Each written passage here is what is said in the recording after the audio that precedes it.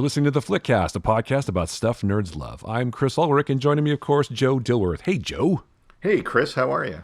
I'm good, man. This is going to be a show that's chock full of John Wickiness. I'm excited about that. Chock full of wickiness. Well, chock full of wickiness, yeah. I know that, and I know we have other stuff to talk about, so we should probably just skip our usual side banter and just jump right into it. What do you think? I think it's a good idea. There's a lot going on, so let's go. This whole episode is sponsored by AI. Yes. We are talking about John Wick. John Wick 4. No, it's we don't come up with anything. This isn't a written show. Otherwise, I would feel bad about scabbing. So we don't write any of this. We're just making it up literally on the fly. So I didn't even take any notes for the show because it's like, you're I didn't take any notes either. If we, I do that from time to time or quite frequently, but I'm like, we shouldn't write anything and we should totally ad-lib it because But is ad-libbing considered writing? Oh, no. Well, we don't have a script originally, so. But I'm also not a member of the Writers Guild, so it's probably okay. Oh, well, still, solidarity, brothers. All right. Well, we're literally going to make this up as we go along. Sure. I know everyone listening is shocked to hear that, I'm sure. But, yeah. What?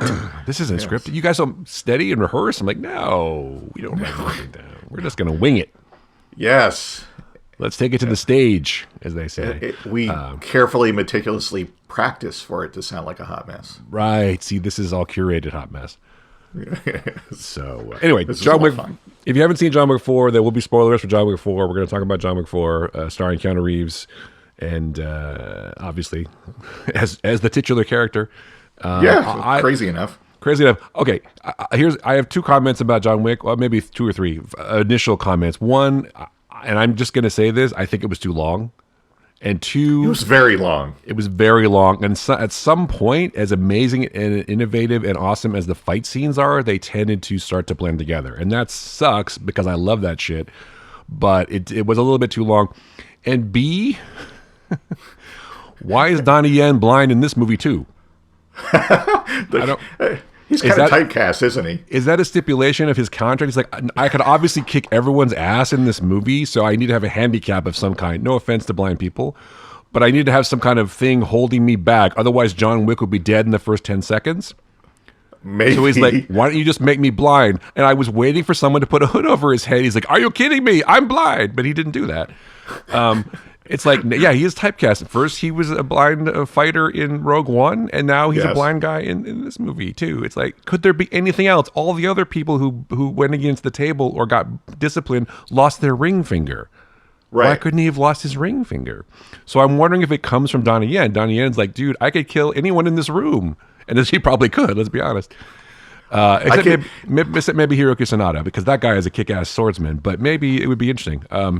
Well, maybe it's like, I could kill everyone in this room just by looking at them, so you have to make me blind. Right, exactly. So what was the point of that? I don't get it. Was it like an homage? Okay, the reason I'm going to say this now is that I'm going to say that John Wick and Star Wars exist in the same universe. So that character is an ancestor of the character in Rogue One. Well, he'd be a descendant because all the Star Wars stuff takes place a long time ago in a galaxy far, far away. Yeah. That's right. So but time is time and space are relative, so technically it's in the future. Right? Because we're farther away from the quantum singularity than they are. Anyway. It's a long time ago, but if we head towards them it'll be speed sooner. Of light, yeah, it'll be in the I don't know. My brain hurts already. Yeah. But yeah, that's what I'm wondering. So it has to exist in the same universe, right? Because they're the same guy, except they're just related to each other. So there you go. Mind blown, everybody. Mind blown right there. Yes. So, all right, what did you think of John Wick 4, Baba Yaga? Baba Yaga. Also, I love Scott Adkins too, by the way. But I keep thinking of what's his name from Ant-Man that was telling the story of Baba Yaga. Oh my God, yes, Baba Yaga. So I kind of conflate the two, which is great. But again, that makes sense because he's talking about Baba Yaga because John Wick and Star Wars and Marvel all exist in the same universe. I'm just saying. Keep on. Go ahead. I don't even know what to say now. I liked it. I like me some John Wick. I like it too. I'm not saying I didn't like it. It was very long. I like the fact that each of the John Wick movies builds that world and universe out more and more. And this one was kind of like, let's throw everything in. And it felt like that's what they did. And It was good. I will say this. It was, as we discussed before we started recording, it was in light of Lance Reddick's untimely passing. It was very. It kind of took me out of the movie a little bit when, and like we said, extreme spoilers for this, but took me out of the movie a little bit when his character got killed. It was like, whoa, okay, I need a moment because that was too raw. But that was tough. But yeah, it was long. It felt like it was a lot, and I think this was like peak, like you said, peak fight, because they all kind of tend to blend into each other. And I'll say this, the fights in John Wick movies are not simple, and there's a lot going on, and you almost feel like, wow, I almost need a nap after each one of those. Seriously, yeah. It's a big adrenaline rush. There's a lot going on. They're extremely well choreographed and just amazing and different than things we've seen before, but they're a lot. So yeah, I think this one was a lot. And I will also say I was very surprised, not only by the ending, but the fact that they were able to keep that a secret. Mm-hmm. That was like, whoa, wait a second, what's going on here? Although now they've said, oh yeah, we're gonna make John Wick Chapter 5. So of course he's been bleeding out in every movie, so it's not like he's gonna. Yeah, and plus it's like he didn't get his chance to go into heaven, even though he climbed out of hell, right, in the 7th levels of hell, climbing those steps in France, and got knocked back a couple of times. But then he's at the gates of heaven right there, but he ends up on the steps of heaven instead. So he doesn't get to go in. You know, we still kind of really didn't see a body and didn't see him actually being buried. So of course not. We're Winston and the Bowery King, covering up for him, and he's really somewhere recuperating, or are they even in on it? Who knows? So yeah, I mean, he fell off the top of the Continental, for God's sake, and walked away from it. There was that awning that caught him. So yeah, really violently. But question too: why do you think? Because a lot of people haven't talked about this, but where Ian McShane's character Winston, says goodbye, my son. Yes. Do you think that means that he's actually his son? Or because if you think about it, he's the only one in all the movies who calls him Jonathan, first of all. Although that's not his name, is Giovanni is his real name, but that's fine. Right. He calls him Jonathan, and he says, he calls him Winston, but it's like, I feel like there's something going on there. Maybe he was his son all this time. I'd be interested to see. I wonder if they'll address that in the Continental show or in the ballerina show. I doubt it. Although every time I see a ballerina, which there's a couple in this movie, I was like, is that her? Is that Anna Darmus? No, but it wasn't. No. But well, and Winston does go to great lengths to help him, either bending or breaking the rules to help him, even when it looked like he betrayed him. Or he never did. He never did. So I think, there's got to be something more there other than just. Why would he? Because he doesn't show that kind of, treatment to anyone else. And why would it be? Even if Wick had done lots of things, maybe we find that out in the Continental show that Wick did things for him in the past. But even then, he doesn't treat it like he's paying off a debt.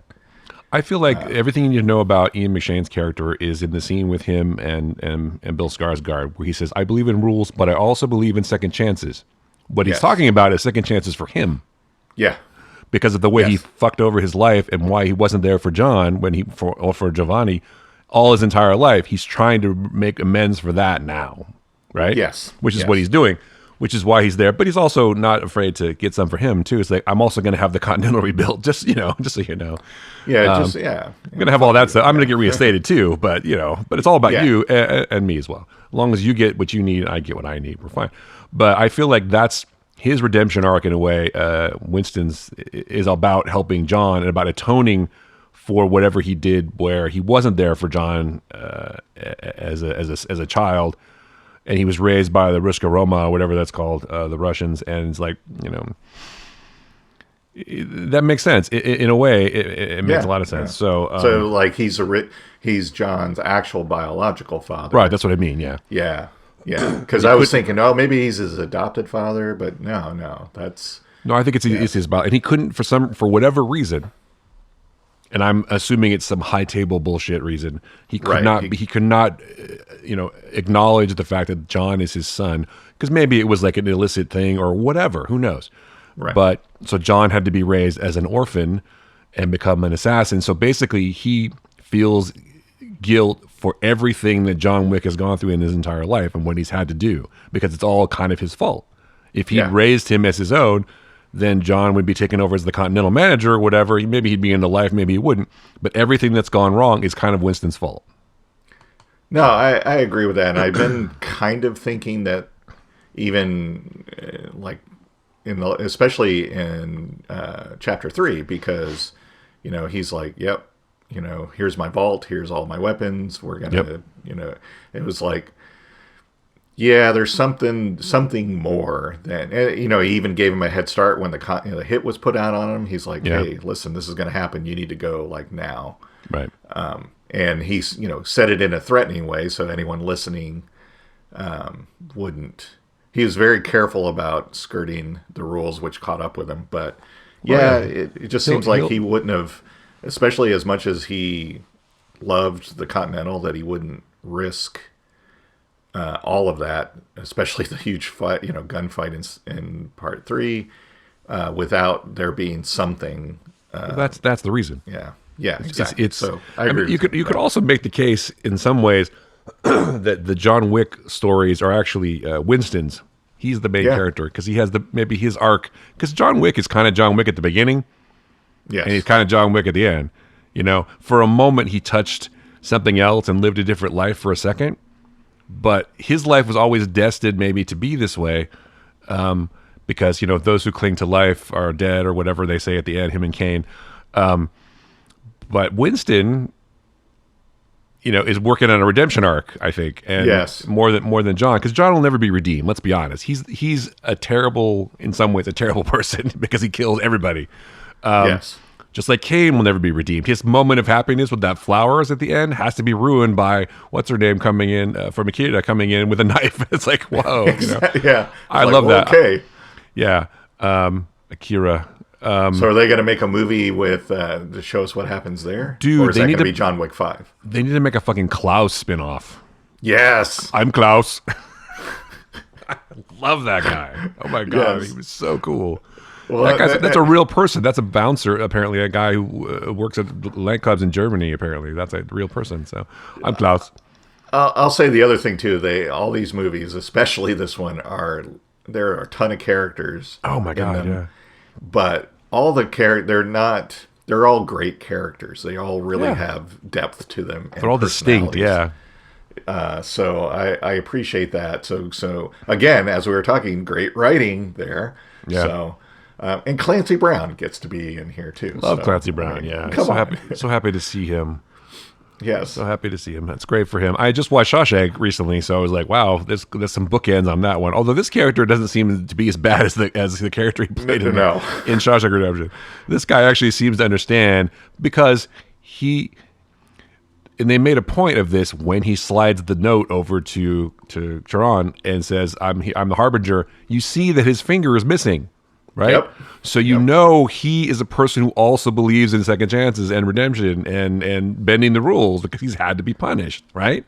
Yes. So naturally, he's going to be sympathetic to John Wick and to Winston. And I know there's got to be more to that backstory, too. I hope we'll see him in John Wick 5.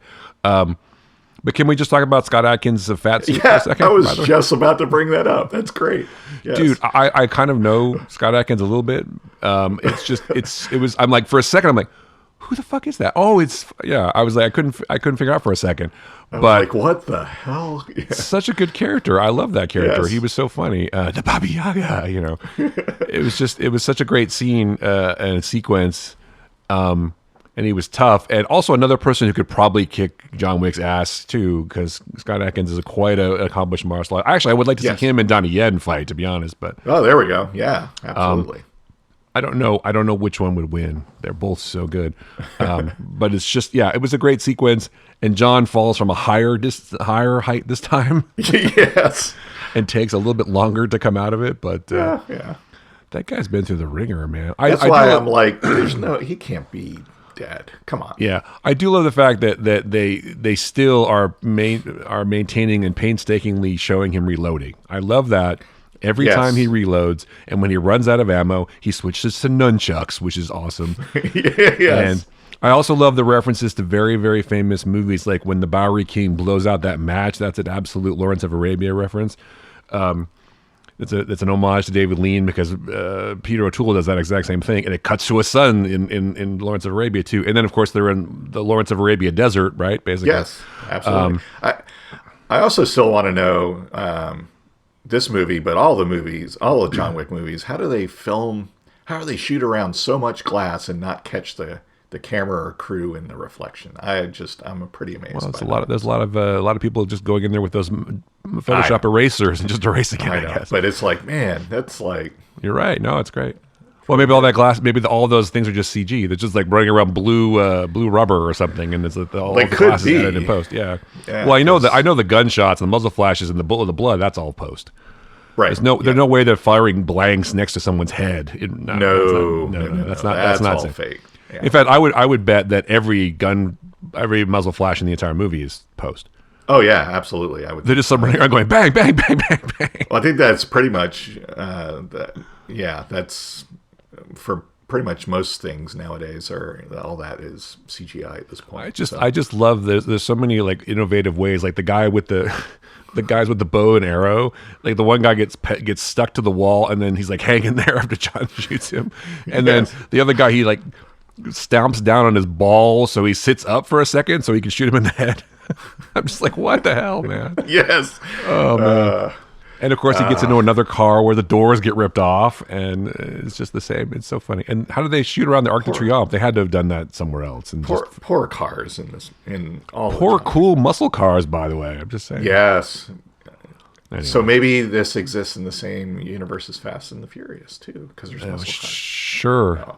Because John Wick lives his life a quarter mile at a time now. Quarter bullet at a time. Bullet at a time. I saw someone had done the math, and apparently John Wick kills 180 people in this movie. So, jeez, that seems like a lot.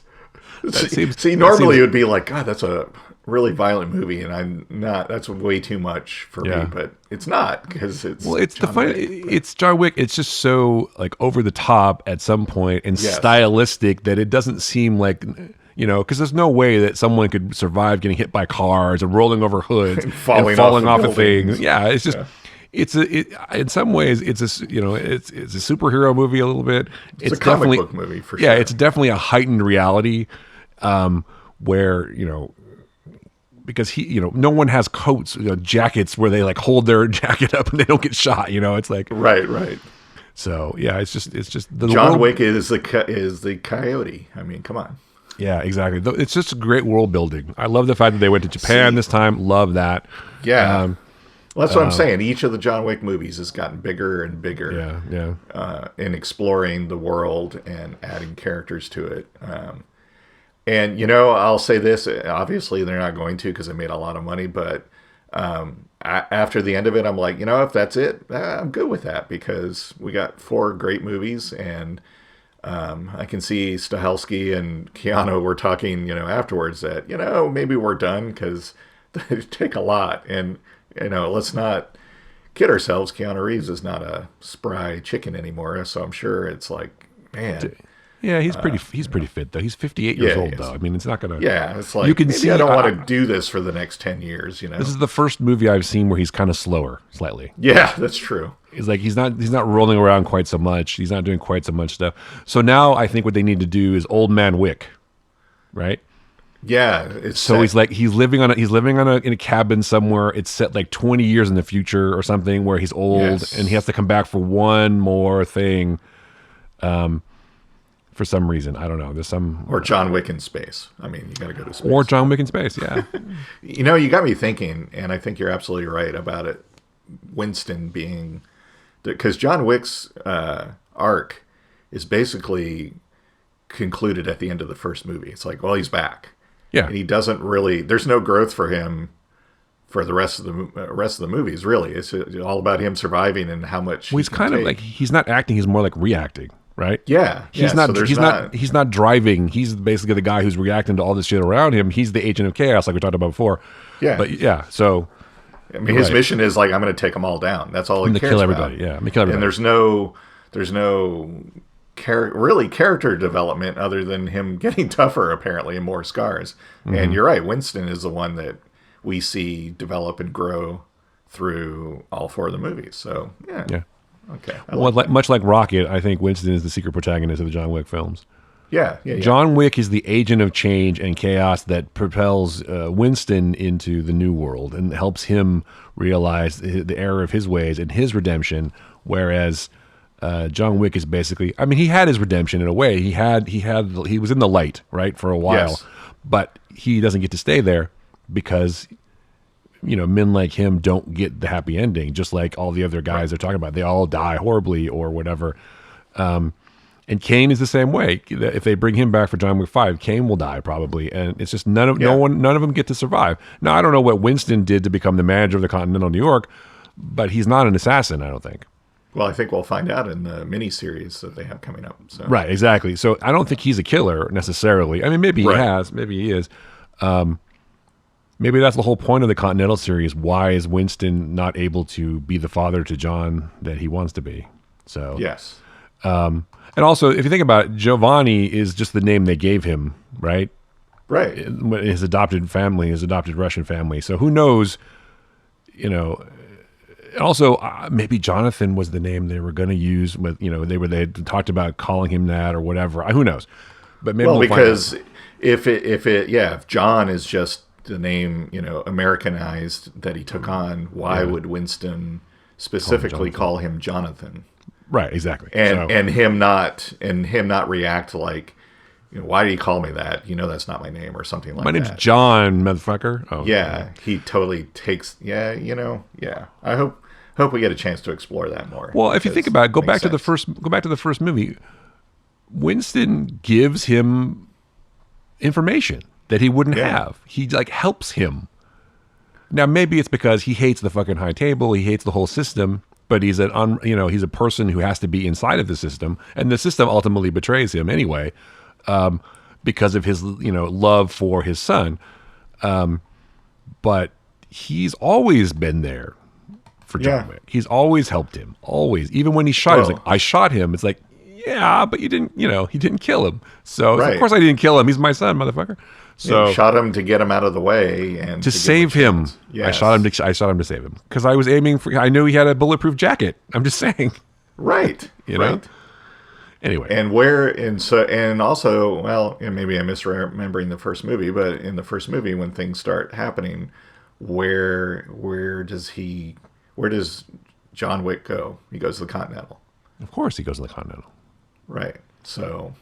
Well, also because no business can be conducted on the Continental grounds, but yeah. True, but still, I mean, that...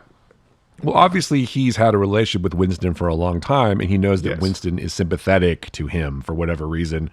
And they all are, because even Sharon's like, oh, Mr. Wick, it's nice to have you back. Obviously, he's been there before. It's like, it's good to see you. And then Sharon's like, I'll take the dog.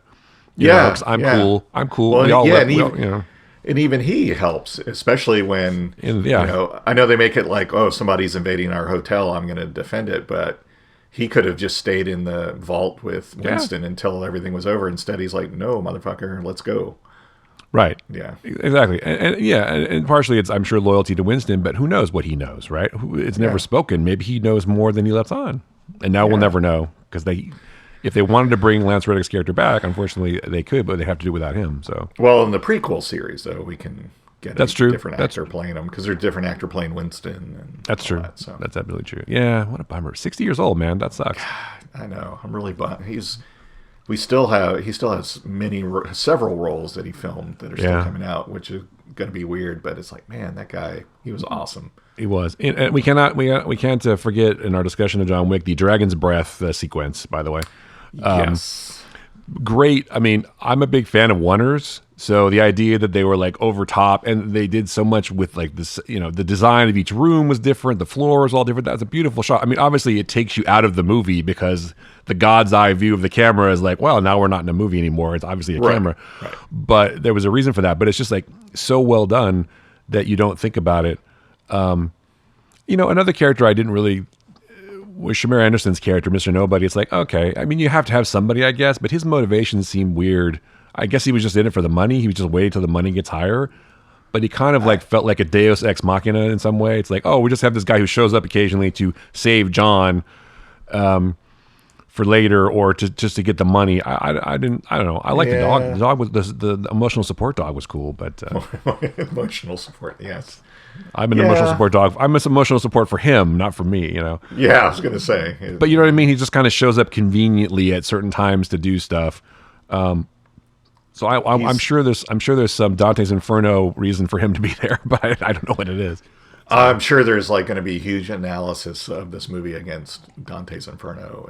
Well, it is Dante's Inferno, basically. I mean, what is the Bowery King? He's fucking quoting Dante's Inferno at the beginning of the movie. Yes. So what that's what I'm saying, but I'm sure there's going to. So I bet that's in there somewhere. Yes. So you can take him, and when Winston meets the Marquis at the museum, it's like that's a fucking painting.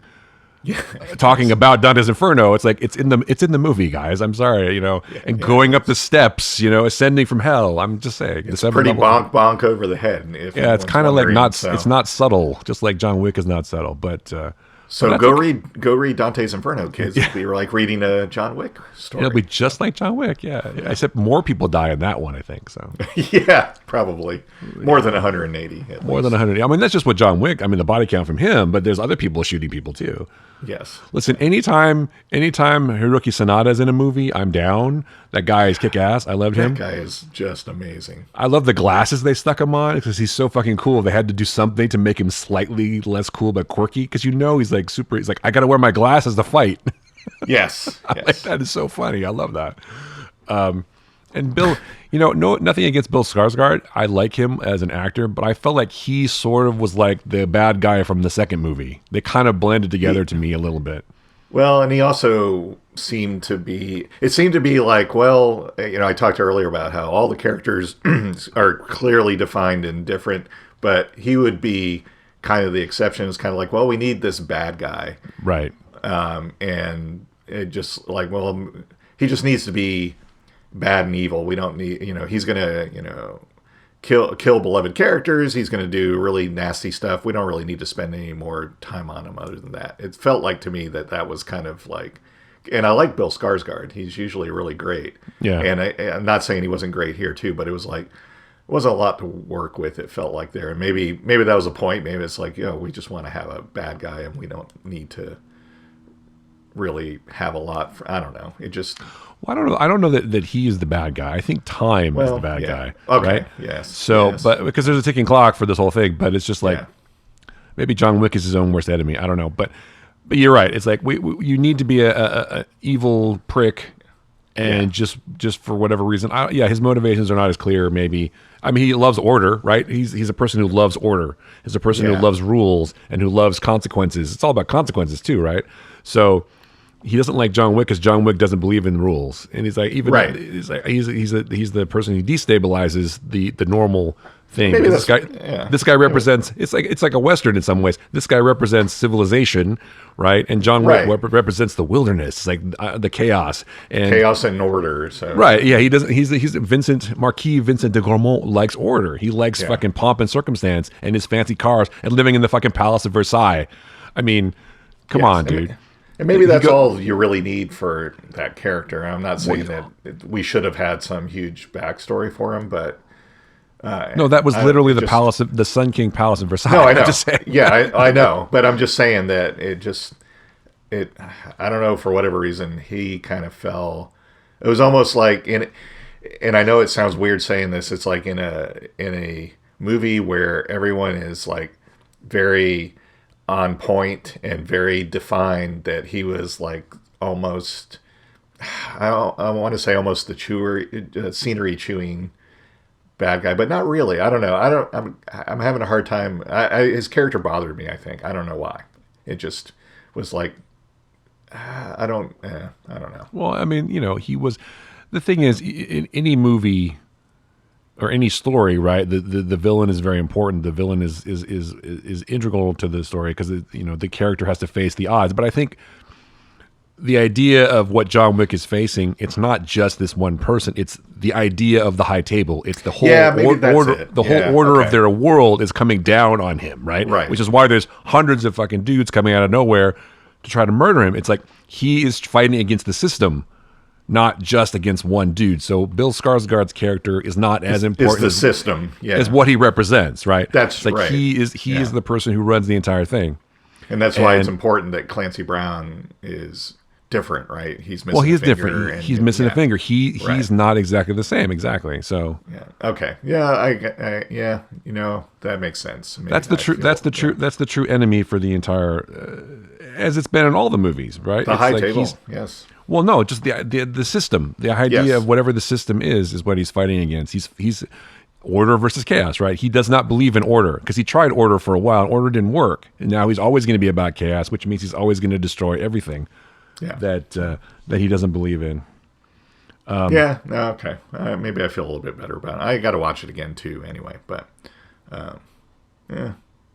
just I don't know what it was when I was watching. I was like, okay.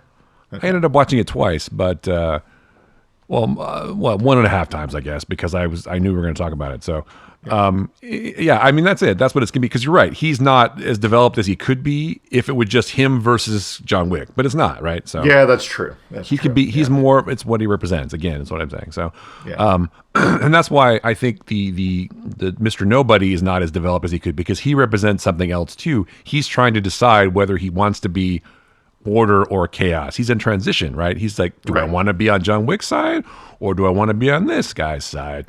But he has a lot of similarities to John Wick, even up to the point of he wears his watch the same way. Have you noticed? Oh, I did not pick that up. Yeah, John Wick has his watch on the inside, right? So he flips it up. Oh, right. And so does Mr. Nobody. They have their and he looks more like a soldier than John Wick does. I mean, let's be honest. I mean, even up to his like emotional support dog, which is clearly like a combat trained dog, I would imagine. Right. So, yes. And you knew there was going to be a point where it was one of the guys or the dog, and he would pick the dog. Yeah, yes, you knew that was, don't kill dogs, dude. That's not cool because this is how all this started. You killed my dog, motherfucker. Yeah, if nobody had done that, and not the character Mr. Nobody, but if my dog had lived, none of this would be happening. If Daisy was still alive, if they'd just taken the car and left the dog alone, he still probably would have been mad. But it was the dog that pushed him over the edge. Yeah. And that's what... like, I'll get another car. No big deal. So. Yeah, exactly. All you need to know is what what's his face's character says. He's like, "Oh, you killed his dog. You are fucked." and Dad knows that too, right? In the first movie, you killed... Oh, boy. Yeah. That's it, man.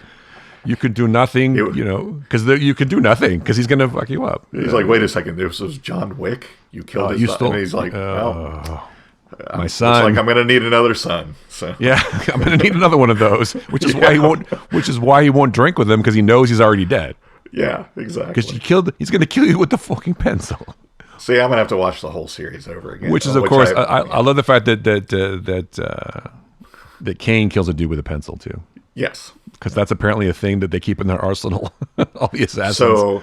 So the Joker in The Dark Knight Returns killed someone with a pencil. So Joker is in the John Wick universe. See, I'm making all these connections now. It all comes together, man. It's all he was a former assassin. And he was. He worked for the high table. And he got excommunicated because he's just too crazy. His methods were unsound. Yeah, and he went freelance. So right, that's it. You got it. It all comes together. It's all exists in the same universe. It all connects. It's all connected. It's all happened before. It's all going to happen. All happen again. Yes. So say we all. So say we all. But listen. I will watch as many John Wick movies as they want to make, and I imagine that Keanu Reeves and Chad Stahelski have a great time making them. He loves the stunt guys. He loves this kind of shit. But I think they have to do something different, kind of. They have to mix it up somehow. They have to change the script a little bit somehow. It can't just be a bigger, more of the same. I mean, it could be. Obviously, it made a lot of money.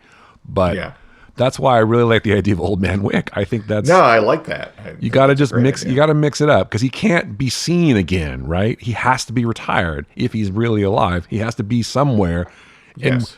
And, he's sitting there cutting wood, or he's maybe he's married, maybe he's got a kid, who knows? He's just living the normal life that he finally wanted. He's on an island with 25 dogs, And he runs a pet rescue. Yeah. I'm just saying. He runs a dog rescue. Hey, I can Yes. see that. And he goes by the name Jake or something. I don't know, whatever. He's got like a big beard or whatever. But then he looks over and there's fucking Winston. yeah. And he's like, what the fuck? And they sit down and have tea or whatever. And Winston tells them a sad tale of woe. And they're like, oh man. Well, something happens and Or Winston's in trouble. someone's trying to get revenge or bring down Winston, and he's on the run because assassins are after him. And he's like, Jonathan, I had nowhere else to go, son, or whatever. Yeah. And that's where we finally have the discussion of their connection. So, Well, if it's true, which I think it is, if it's true, it has to come out at some point. They have to make, if they make John Wick 5, Old Man Wick, then you have to find out. Or Winston is murdered. yeah. And that brings John out of retirement because they're trying to find him, so they know that's the one person that. And then, the person who kills Winston says, the only person that will come to save you is your son, John Wick, or something like that. And that's how it starts. It's John Wick 5, and then it goes. Well, yeah, they're after somehow they're like, we don't believe that Baba Yaga's dead, so we're going to kill Winston to bring him out. And because I don't think Winston, even if someone was hunting him in Assassins, that he would do that. Yeah. No, he'd be like, nope, I don't know, he's dead. And they're like, we know he's alive. Tell us where he is. Right, and the Bowery King has to deliver the message. So you have to get the Matrix reunion again. So Bowery King sends a homeless guy to tell John Wick. Sends a pigeon. To his island. Exactly. And that's actually a great scene. He's like feeding the dogs and shit, and I think he sees a pigeon. Right, the pigeon's just like sitting there. He's like, oh fuck, what's going on? And the pigeon's got a little message, and it says, we have to meet or something like that. And that's how they've been communicating, right? So see, that's what I'm saying. He sends But does he live in a cabin? Because that seems like cliche. I don't know. Nah, I don't know. I think I think he lives in a small town, and he runs he becomes a veterinarian. He runs a pet hospital, and he's got a girlfriend. Maybe she's like a small town sheriff's deputy or something, and they have a romance, a relationship. She has to have a kid, of course. Right, she's got a kid. It's weird and awkward because he still has memories of his wife. But they're kind of it's just sort of starting out, and then she finds out this whole thing about him. You're, what? Like, I just found out my father died, but then she's like fully helping him the entire. Then she gets in there because you gotta have somebody help him. So it's got like he has a scene. I just found out my father died, and then he's like, I got to tell you about myself, and I need to tell you if we're gonna have this relationship. I need to tell you all. She's like, that doesn't change a thing. Go get them, and he go get him, Tiger. And he's like, tells the kid, I need you to look after my dog. He's your dog now. Or something. Yeah. Well, I guess because in the end, John Wick can never really be happy, right? So Right. So, and then the last scene is him really dead this time. The only way that's going to happen is if they show him decapitated. I mean, come on. Right. If you see a body, I'm just saying. Just because he's bleeding out on the stairs doesn't mean the ambulance doesn't show up like 2 seconds later and say, right, exactly. Yes, Bowery King didn't whisk him away seconds later to get, Exactly. Well, they were pretty far away. I mean, weren't they in France? Yeah, but he still has, There's hospitals in France. Yeah. Anyway.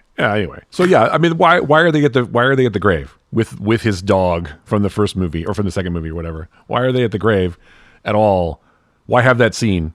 They have to be seen there so people will think that he's dead. Yeah, and because it says beloved husband, I want you to put that on my gravestone. Yes. But see, that I think you could make the case that means that arc for him is over because he's put the past behind him with Helen and everything, and now in John Wick 5, he's open to new relationships, and all that. It's a symbolism that he's buried his past, he's buried that. And he can go on, and he maybe even talks to the girlfriend about I had a wife and she was killed and or she died yeah. But it took me a long time. It took me a long time to work it out. Yeah, get over it. Years of therapy. Yeah. And I also saw clips from the previous movie. Exactly. I also saw a thing where it said that Keanu Reeves only has 380 words in the entire movie. He only says that many words. He's like, yeah. Oh no, I did. That's right. I read that, and I read that actually when he first got the script, he was like, "Nope, we're taking that out. We're taking that out." He's a man of few words. He's a man of focus. He doesn't have time for talk.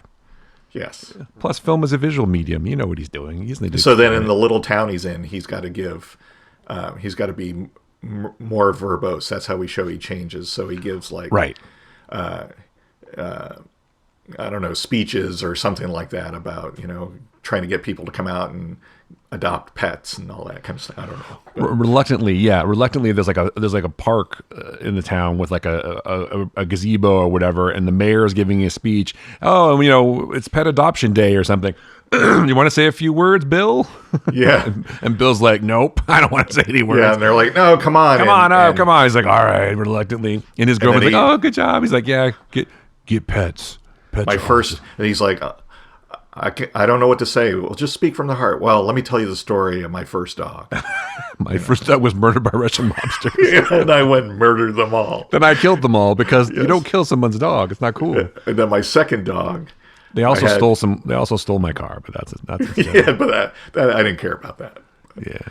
Anyway, well, like there's everything you need to know about John Wick is in that scene at the gas station. He's like, whatever. He's like, this every bitch is for sale. He's like, not this bitch or something like that because he speaks in Russian. And the guy's like, what? And so that was it. Then yep, he's a fucking badass forever, and that's it. And don't fuck with his dog because the dog's important to him. Exactly. Yes, exactly. Anyway, I don't think it'll be exactly like that, and I don't think they'll do on Old Man Wick, but I think it'd be interesting to. It doesn't have to be that, but it can be, an amount of time later, and like you said, where he's living in some, Pacific Northwest, town, and or in Europe, has a semblance of life, but he's like, I'll risk it all to go avenge. It's got to be something cooler. It's got to be like he lives in the south of France. He's like making wine. Although it makes sense that he would do a dog shelter. I don't know. I feel like that actually makes perfect sense. He wants to help dogs, and so he has a thing that rescues dogs. And he's the weird guy who rescues dogs in the town. There's got to be a scene of like some yokel who has a dog in the back of the pickup chained up that he's abusive to in the middle of the night. Shit. John Wick goes and beats him up and takes the dog, and that becomes his dog for the movie. If he's staying out of the limelight, I don't know, but there's got to be something. Maybe the guy's like being mean to the dog. He just like grabs his arm, and says, "Don't hurt the dog." And the guy's like, "What are you gonna do about it, freak?" And he's like, he just stares at him. And the guy's like, okay, man, jeez. It's got to be somewhere where you can, like, in the foreground or the background, just slightly out of focus, you can see a little cup with pencils in it.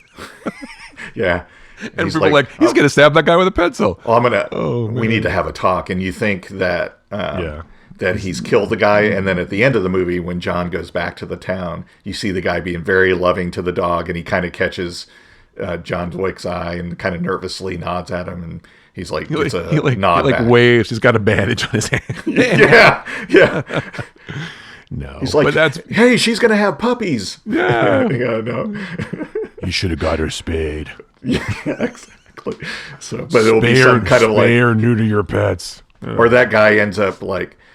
He's like, shows up at his house later, and the guy's like... He's like ex-Marine or something. The guy's like, I'm treating her better. He's like, no, I need your help. And he becomes his like sidekick for the movie or something. No. But there's got to be something like that where of course. But he's written this movie. He's trying to do non-violence, right? So he just gives him a stare.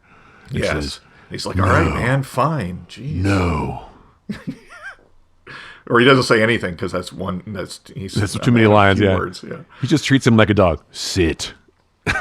Chad, we need to talk. Get in touch with us, pal. We got this movie. Chad, buddy. We just broke this movie. Wait. I know a guy. I know a guy who knows Chad. So we can't. We just wrote. We can't air this. Oh shit. Yeah. Well, it's just speculation. Yeah. Yes. This is what's called fan fiction. Everyone. Yes. Because we're fans of the John Wick franchise, and I'm just making it up as I go. Exactly. Totally, or as we go, I should say.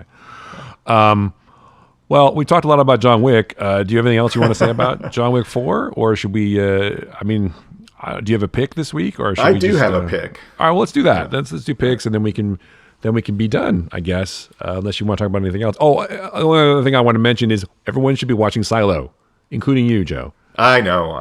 Now that it's been renewed, I'll go watch it. So okay, and I am looking forward to John Wick 5.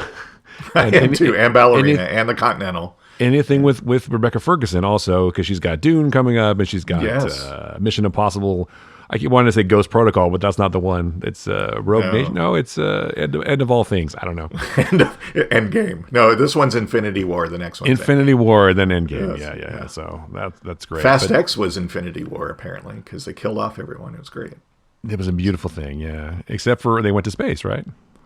Not yet. They'll drive to space next. But. Whoa. Oh, sorry, that's Keanu Reeves.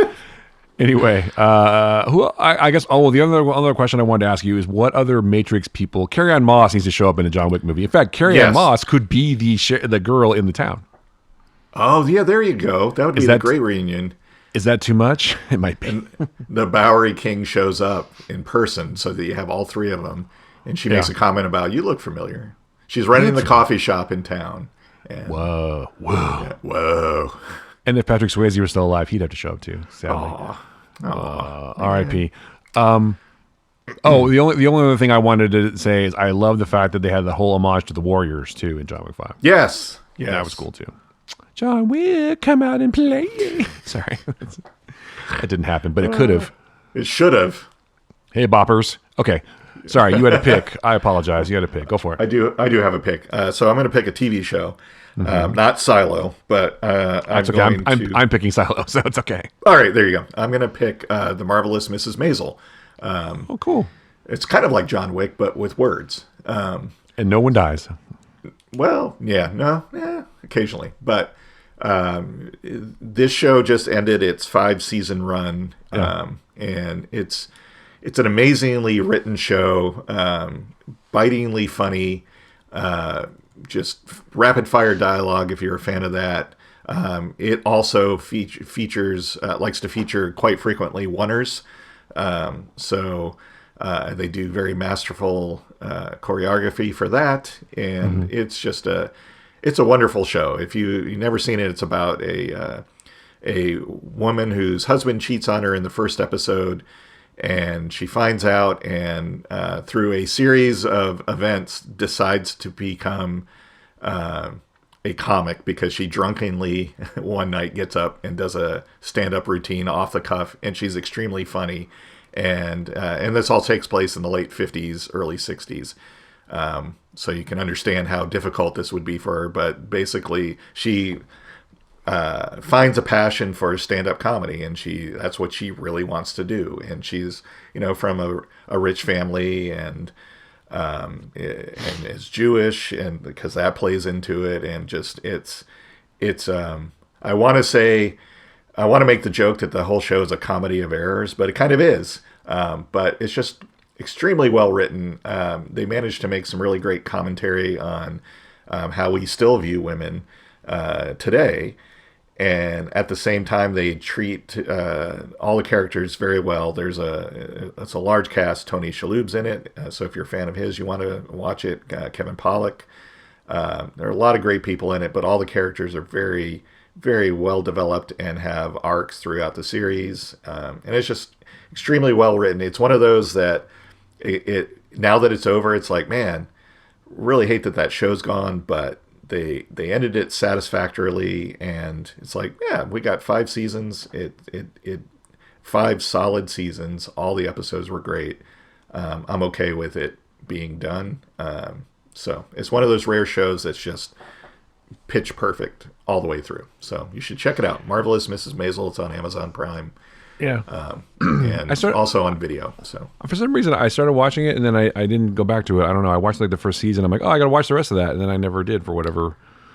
I don't know. Yeah, I will. I'll definitely need to check it out. Yeah. Now that it's over, I guess, I'd say it's a good time to jump into it, I guess. Right. Yeah, now you can binge the whole thing and watch it, but definitely I binged the whole thing. Oh. Yes, one of the huge highlights of it is Luke Kirby stars as a fictional version, not so fictional, but Lenny Bruce, the great comic Lenny Bruce, and he's kind of a standout to me in the show. But the two leads, Rachel Brosnahan playing Mrs. Maisel, and even more so, Alex Borstein playing Susie Meyerson, her agent, or the person who becomes her agent, is just every scene that Alex Borstein's in, she just owns.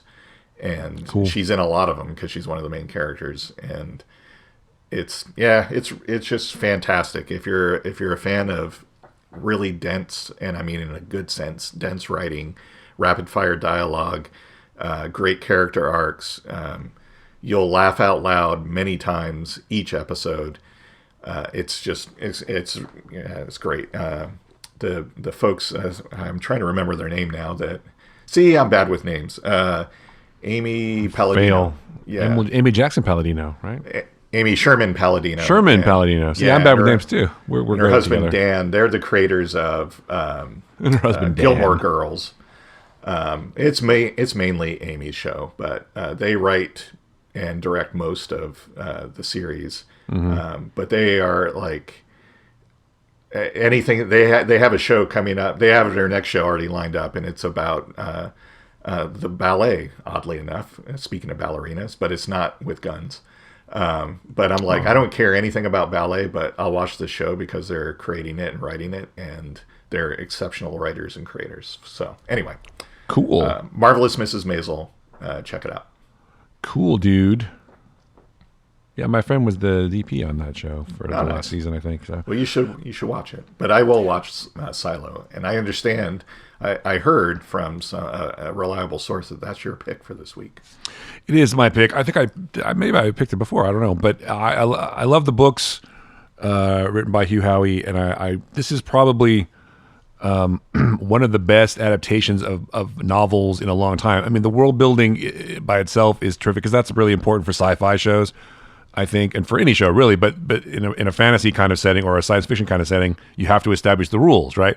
And this show does a kick-ass job of establishing the rules of the society, like almost immediately. It's just really well done. Everything clicks together nicely, and the cast is basically universally outstanding.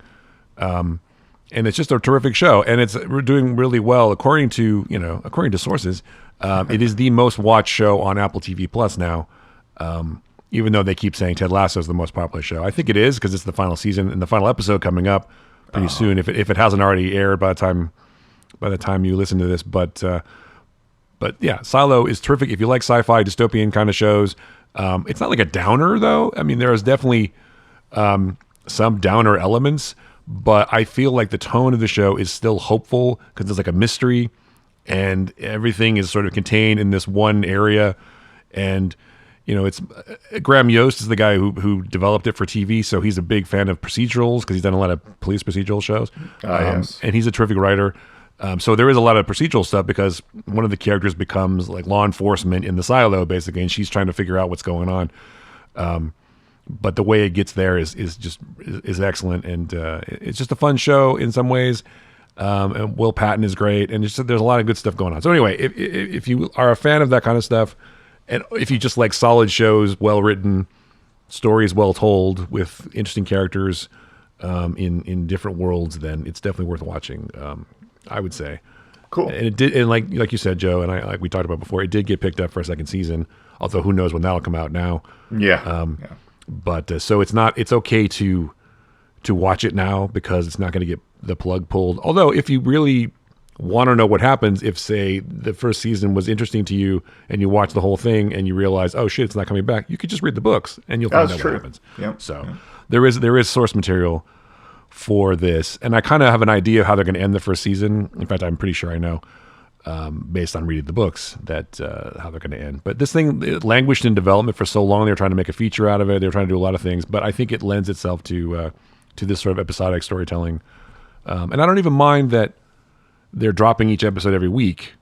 I'm glad I'm not binging it because I'd be done now. I kind of like how it unfolds because that's, like you, I'm sure that's how I learned to watch TV. You had to wait. Right? Right. Yeah. You had to wait. You had to let the story unfold, and you think about the episode, and you're like, "Oh yeah," you just keep going, and you're like, "Oh yeah, okay." So I understand, and there's I think it's better for some shows. It's fine to binge, but for something like this, I think it's good to let the mystery unfold, and it ruminates with you, and then you have something to look forward to every week when it comes out. So anyway, that's my pick. Silo, Apple TV Plus. Watch it. Watch it now. Watch it now. Anyway, so find the Flickcast at the usual spots: Spotify, Apple TV, not Apple TV, Apple Podcasts, maybe an Apple TV if you watch your podcast or listen to podcasts on Apple TV. Sure, why not? Yeah. Joe and I are on the socials, of course. Joe's at What Joe Writes. I'm at Chris Hugh, or on Instagram, I'm at Olderpix. And of course, the Flickcast is at the Flickcast all over the place. Even still on Twitter, as I say every week, because Twitter is still hanging in there, even though it's terrible. Wow. It's still hanging in there. But we're not going to pay for a blue check mark, even though I know some people have. We're not going to do that because apparently it does help your engagement. But I'm not willing to give Mr. Whatever his name is any money at all if I don't have to. I will say that I signed up for Twitter Blue before he owned Twitter. I did too. For the main reason is I wanted to be able to edit tweets.